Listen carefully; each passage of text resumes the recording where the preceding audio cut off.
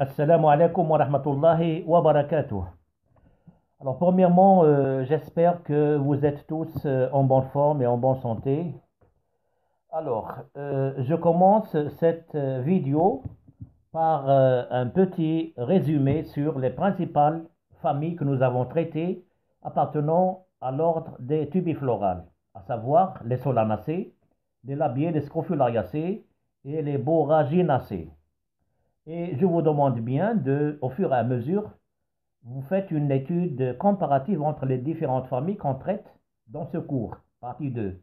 Parce que c'est comme ça qu'on arrive à retenir facilement et assimiler toutes les connaissances qu'on vous donne dans ce cours.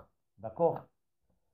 Alors, les solanacées, les borraginacées ont des fleurs qui sont actinomorphes.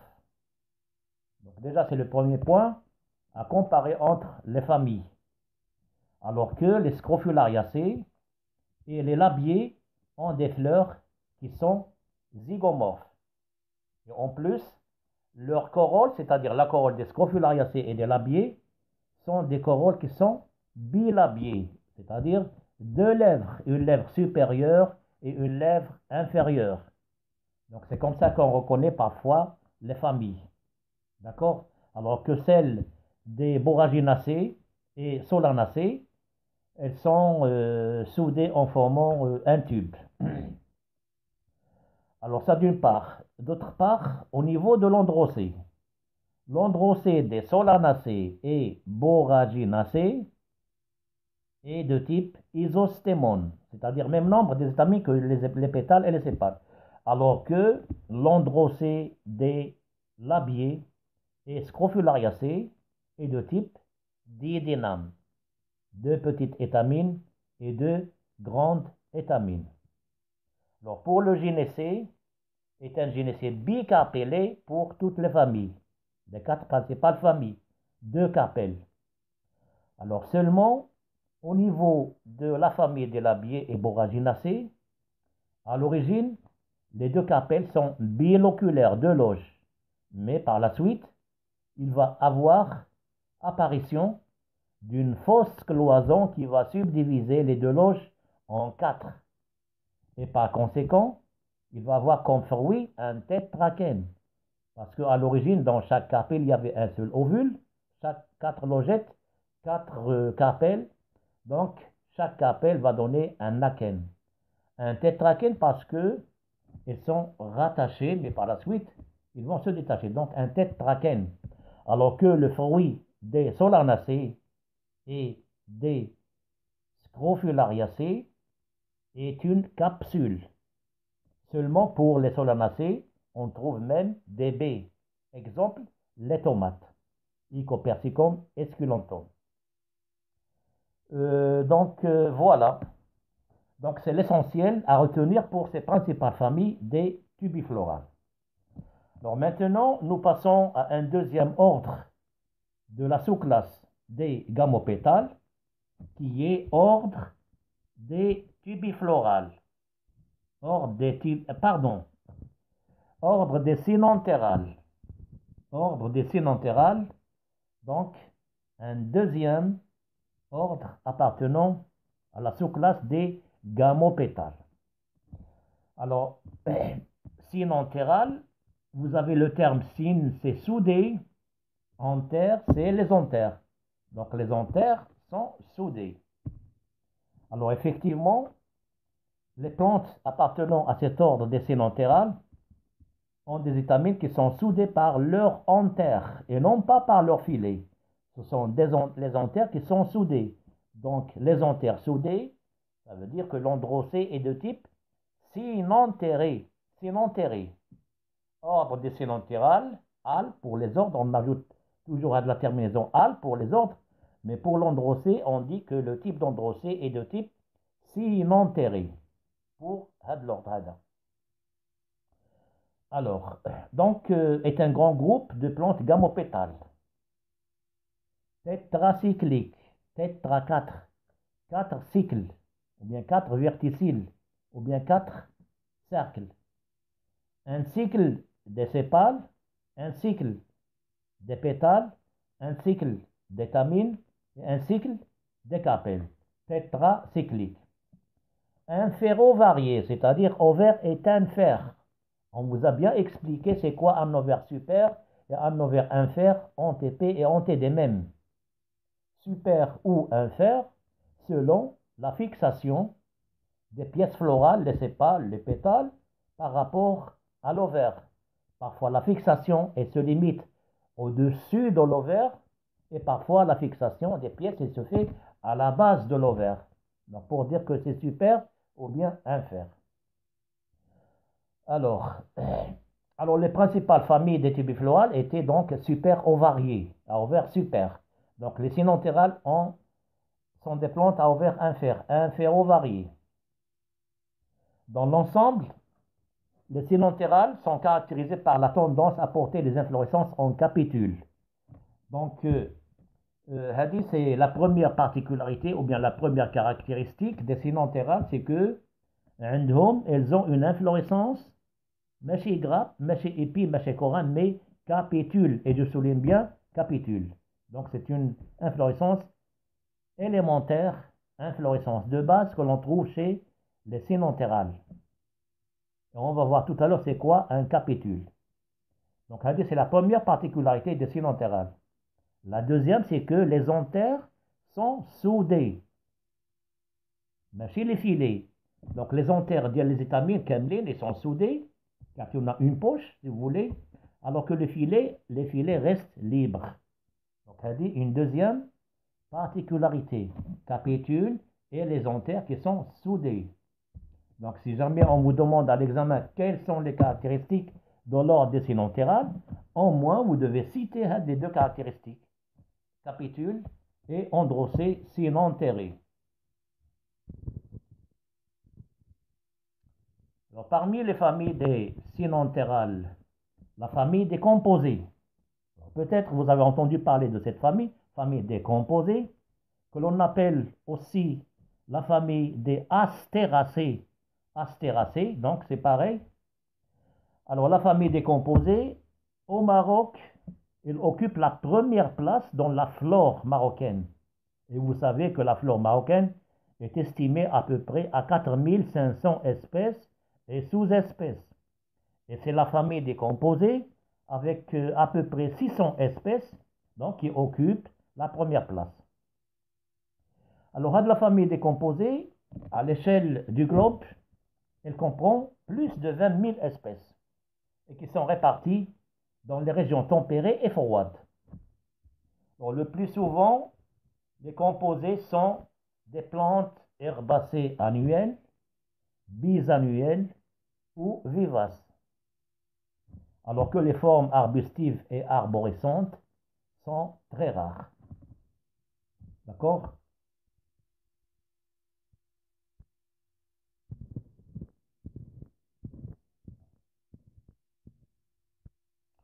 Alors les feuilles sont dépourvues de stipules. Les stipules, on en a parlé. Donc ce sont des petits organes foliacés qui se trouvent à la base des pétioles. Elles sont dépourvues de stipules et les feuilles sont très découpées. Donc souvent et fréquemment, elles sont découpées. Elles ne sont pas simples, mais elles sont découpées. Le lemme foliaire, donc, il est bien découpé et en même temps muni des épines, des aiguilles, pachouk, des épines habituellement alternes. Donc, là-dessus, c'est pour les feuilles. Alors, de même, les composés, ils sont pourvus de cellules. Donc, il y a des cellules où il y a des canaux sécréteurs à essence. Ils dégagent des essences, ils sécrètent.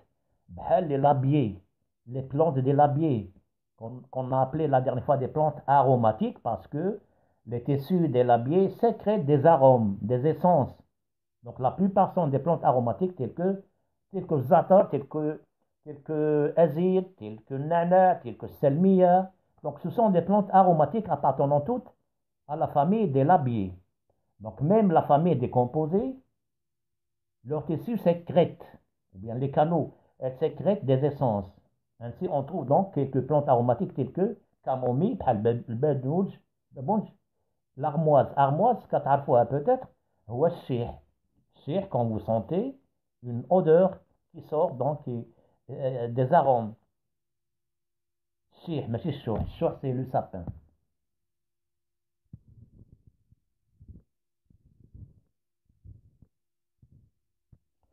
Les composés sont aussi des plantes laticifères. Laticifères, c'est-à-dire sécrètent une sorte de lait que l'on appelle du latex. Le latex, L-A-T-E-X. بحال مثلا الحليبه. بعض لا بلونت اون هيرباسي كنقولوا لها الحليبه كتعرفوها. الوغ هاد الحليبه علاش كنقولوا الحليبه باسكو كون فو بروني لا تيج ديال هاد لي بلونت ديال هاد لا بلونت الحليبه et vous brisez la tige, vous allez voir une sorte de lait qui sort de la tige. Donc c'est du latex. الحليبه هي euphorbe. Alors parce que même la famille des euphorbiacées, elles sont reconnues grâce à la sécrétion du latex. Donc حتى هاد les composés كاينين des plantes qui sont laticifères, elles sécrètent de latex, que donc le chicorée, pissenlit et le laitron. Alors comme je vous ai dit la dernière fois, à chaque fois, il faut donc chercher l'image des plantes en mettant le nom sur Internet, Google. Et ça va vous donner donc l'image. C'est pour se familiariser un peu avec les plantes qu'on vous cite à chaque fois.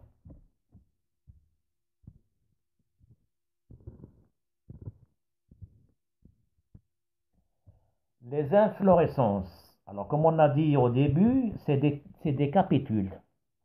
Inflorescence de base, inflorescence élémentaire, c'est un capitule.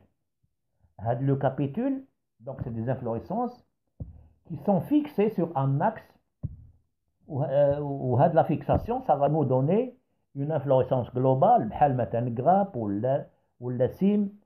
C'est-à-dire que, une grappe simple, qui a des fleurs. Alors imaginez qu'à la place des fleurs, il y a des capitules. D'abord, c'est quoi un capitule? Donc un capitule à la place d'une fleur, un capitule. Donc finalement, ça va être une grappe de capitules, par exemple. Donc c'est quelque chose de composé. Donc c'est pour cela qu'on appelle l'ensemble, qu'on appelle le nom, la famille des composés. Donc les inflorescences sont des capitules, comme inflorescences simples, élémentaires, et qui sont regroupées en formant soit des grappes, soit des épis, soit. Si vous voulez, vous faites un schéma d'une grappe, mais à la place d'une fleur, vous mettez capitule. Vous écrivez capitule, capitule, capitule. Donc l'ensemble, ça va vous donner une grappe de capitules. C'est quelque chose de composé, donc d'où le nom de la famille des composés.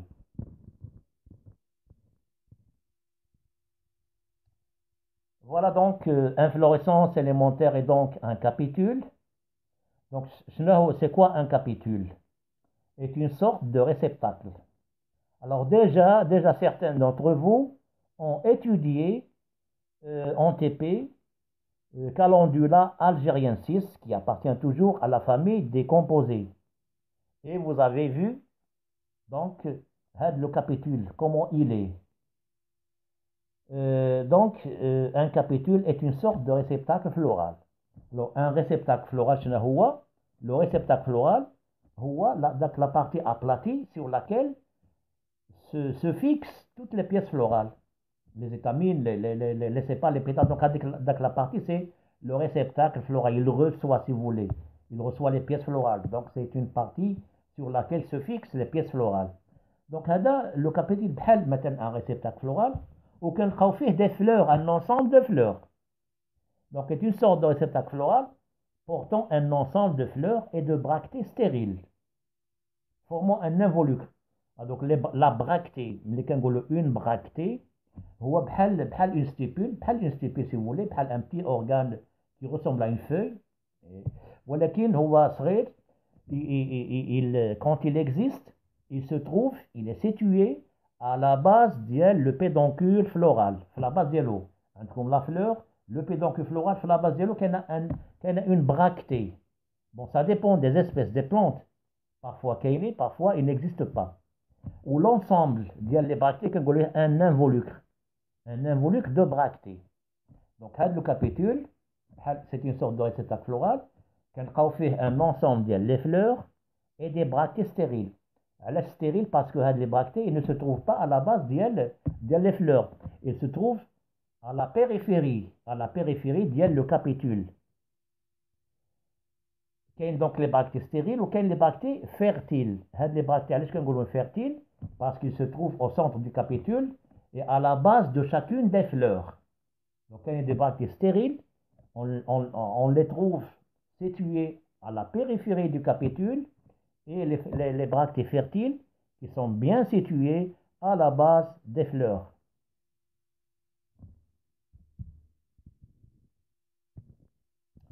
Voilà donc un schéma du capitule. Voilà. Donc, à d'ailleurs le capitule. Donc, comme je vous ai dit tout à l'heure, donc il y a déjà des étudiants, vos camarades qui ont travaillé sur Calendula algériensis, et ils ont bien pratiqué donc le capitule. C'était un réceptacle floral avec un ensemble de fleurs. Alors, le réceptacle en verre, puis à la périphérie, un involucre de bractées. C'est des bractées stériles. Et à l'intérieur, il y a des fleurs qui sont situées à la périphérie du capitule, ou qu'il y a d'autres fleurs qui occupent le milieu du capitule. Alors parfois, on trouve les deux types de fleurs, deux types. Le premier type de fleurs que l'on appelle des fleurs ligulées, on va voir tout à l'heure ça, fleurs ligulées qui occupent généralement la périphérie, et d'autres fleurs qui occupent le milieu du capitule et qu'on appelle des fleurs en tube ou bien tubuleuses. D'accord? Donc, le capitule, qui est une inflorescence de base, une inflorescence simple ou bien élémentaire de la famille décomposée.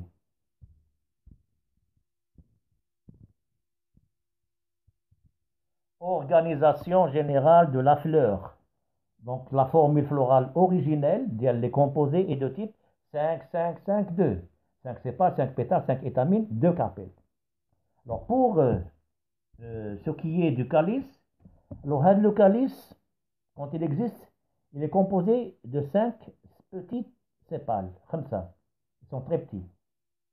Mais chez la plupart des plantes, le calice, parfois, soit il va disparaître, ou bien il va se transformer au cours de la fructification.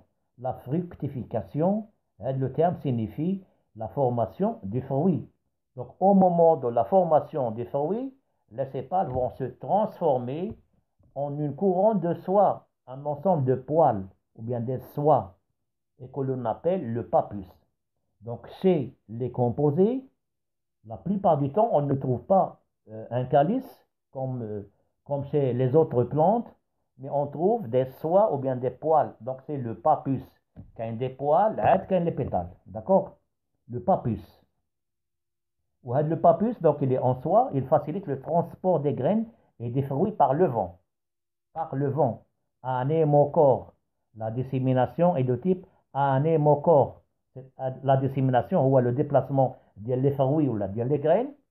Anémochore, c'est-à-dire que le déplacement est effectué ou bien est assuré par le vent. Alors, je m'arrête à ce niveau-là.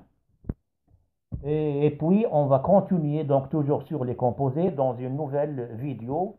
Et je vous souhaite bonne chance et bon courage et merci.